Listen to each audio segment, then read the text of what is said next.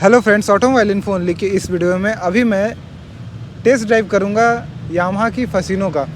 यति Yamaha के showroom से ये मैं लेके जा रहा हूं। शोरूम के कॉन्टैक्ट नंबर और एड्रेस आपको डिस्क्रिप्शन में मिलेंगे। अगर आप टेस्ट ड्राइव करना चाहते हैं और आप बिहार पटना से हैं तो आप टेस्ट ड्राइव कर सकते हैं। टेस्ट ड्राइव की स्कूटर अवेलेबल है। तो चलिए इसका हम रिव्यू करते हैं और देखते हैं कि ये स्कूटर देखने में कैसी लगती है पहले, उसके बाद फिर हम बताएँगे कि ये चलाने में कैसे लगती है। तो जैसा कि पहले के मुकाबले अगर आप फसीनो को देखिएगा तो फसीनो का साइज़ थोड़ा बड़ा किया गया है, यानी कि पीछे से इसके टेल को लंबा किया गया है और सीट की लंबाई को भी बढ़ाया गया है। तो यहाँ पे ये काफ़ी पीछे लंबा की तरह दिख रहा होगा। एक क्लासिकल लुक देने की कोशिश की गई है जिससे काम थोड़ा सा ज़्यादा बेहतर लगता है ये पहले से। और एक नया अगर लुक चाहिए मार्केट में आपको, जैसे कि इस तरह की कोई भी स्कूटर मार्केट में अभी तत्काल अवेलेबल नहीं है, तो अगर आप एक नए लुक की स्कूटर चाह रहे हैं जो कि काफ़ी अच्छी दिखे और थोड़ा डिफरेंट दिखे मार्केट से, तो आप ज़रूर फसीनो की तरफ आ सकते हैं। फसीनो में आपको बेसिकली क्या मिलता है, एक 125 सीसी का इंजन है। 125 सीसी का इंजन अच्छा खासा पावर डिलीवर आपको कर देता है। अगर आप in comparison to other scooters देखें तो ठीक ठाक पावर डिलीवर कर देता है। बाकी चलाने की बात है। और इसमें एक साइलेंट स्टार्ट फीचर है। जब हम इस स्कूटर को स्टार्ट करते हैं तो साइलेंटली स्टार्ट होता है। तो सबसे पहले जो बात आती है वो आती है कि ये कैसा स्टार्ट होता है। जैसा कि मैंने आपको बताया, ये होता है बिल्कुल ही साइलेंट स्टार्ट। तो चलिए साइलेंट स्टार्ट फीचर को हम देखते हैं। यहाँ पे मैंने इसको स्टार्ट किया, इंजन चेक लाइट यहाँ पे शो कर रही है। स्टार्ट होने के बाद वो बंद हो जाएगी। और इसमें side stand cut off switch है। जब साइड स्टैंड लगा रहेगा तो ना आपकी स्कूटर स्टार्ट होगी तो बंद हो जाएगी। जैसा कि आपने देखा, एक बार और दिखाना पड़ेगा मुझे, थोड़ा सा संतुष्टि चाहिए। तो आप सुनिएगा, कोई भी आवाज़ नहीं आएगा। मैंने ऑन किया और यहाँ पे सुना आपने। तो ये साइलेंट स्टार्ट फीचर बहुत ही अच्छा होता है, जिससे आपका बैटरी चार्ज होता है जिस पार्ट से, लगभग उसी पार्ट से आपका गाड़ी स्टार्ट होता है। उसमें एक्स्ट्रा कंपोनेंट्स लगाए जाते हैं। तो चलिए हम दो लोग बैठे, एक सिंगल में ड्राइव करके इसका रिव्यू बताना आपको पसंद नहीं करूँगा, तो हम दो लोग हैं और दो लोग बैठ के एक साथ इसको चलाएंगे।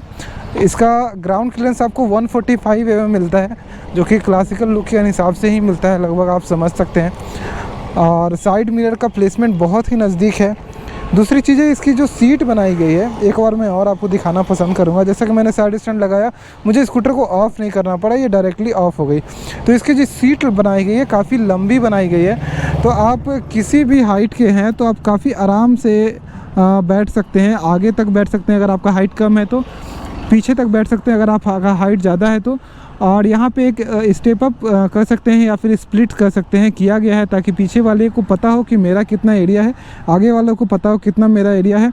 ग्रैब रेल अच्छा बनाने से क्या होता है कि कभी भी आप कुछ सामान रखते हैं तो आप उसको हुक करने के लिए, बांधने के लिए आराम से यूज़ कर सकते हैं, या फिर पीछे जो आदमी बैठता है उसके पकड़ने के लिए, यानी लेडीज़ के कंफर्ट के लिए ज़्यादा बेहतर है।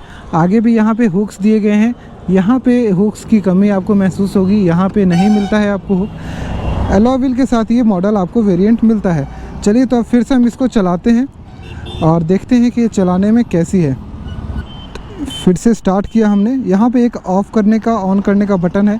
तो एक समय के बाद अपने आप स्टार्ट ऑफ हो जाती है अगर आपका स्कूटर ट्रैफिक में खड़ा है तो। इसका हैंडल बहुत ही नज़दीक गिरा गया है, मतलब मेरे छाती से बहुत ज़्यादा नज़दीक है। लगभग 1 फीट की भी दूरी नहीं होगी, और मैं थोड़ा पीछे बैठता हूँ तब 1.5 फीट की दूरी हो पाएगी। लेकिन ये मुझे लग रहा है कि बहुत ही नज़दीक बोल सकते हैं आप कि इसका प्लेसमेंट है, जो हैंडल का प्लेसमेंट है बहुत ही नज़दीक है। तो शॉर्ट राइडर्स के लिए ये बेहतर है। अगर आपका हैंडल का प्लेसमेंट थोड़ा दूर होता है तो जिनका हाइट कम होगा, यानी कि जो कम लंबे होंगे, उनके हाथ भी कम लंबे होते हैं तो उनको हल्का सा झुकना पड़ जाता है। लेकिन इस पर आप बिल्कुल अप फ्रंट अच्छे से बैठते हैं, तो मुझे ये बेहतर लगा यहाँ पे। दूसरी चीज़ है, हैंडल का हाइट काफ़ी ज़्यादा है, तो जैसा कि कम हाइट रहता है उससे आपको झुकना पड़ता है, तो वो चीज़ यहाँ पे फिर से आपको नहीं मिलेगी।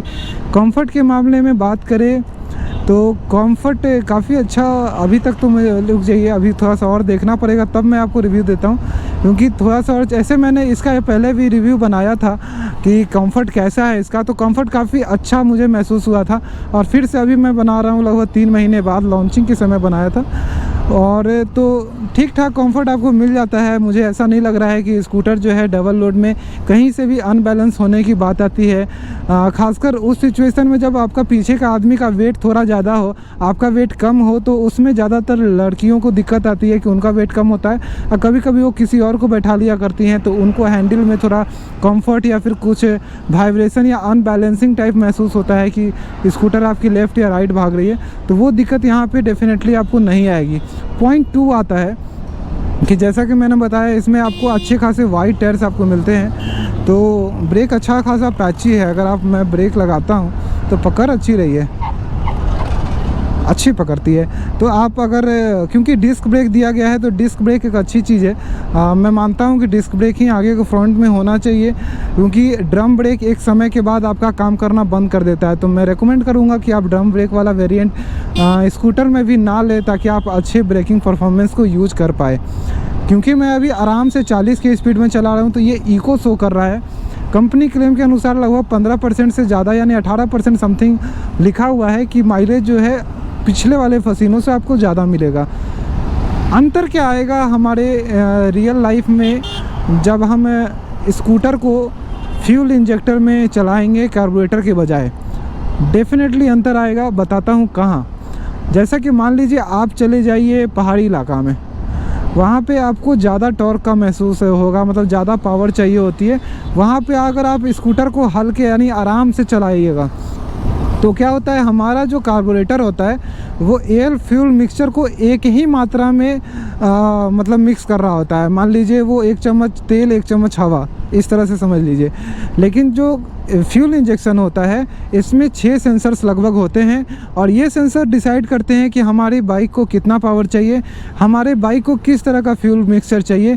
एयर फ्यूल मिक्सचर मतलब हैवी चाहिए, मतलब रिच चाहिए, ज़्यादा तेल चाहिए, या फिर कम तेल चाहिए। जब हम इसको इको मोड में चला रहे होते हैं, यानी कि 50-60 की स्पीड में आराम से चल रहे होते हैं, 40-50 की स्पीड में, तो ये एक इको मोड होता है। उस समय हमारा तेल कम पी रही होती है गाड़ी और हवा से ज़्यादा चल रही होती है, ऐसा समझ सकते हैं आप। और जब हम स्कूटर को पहाड़ों पे चलाते हैं, तो पहाड़ों पे चलाने के समय हमारे स्कूटर को ज़्यादा तेल और कम हवा मिल रही होती है, उससे हमें पंच अच्छा मिल रहा होता है।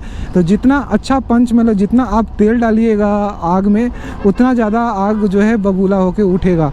तो वही चीज़ यहाँ पे हो जाती है, जितना हम पेट्रोल अपने चैम्बर में डालेंगे उतना ज़्यादा हमें उस समय पावर मिलेगा।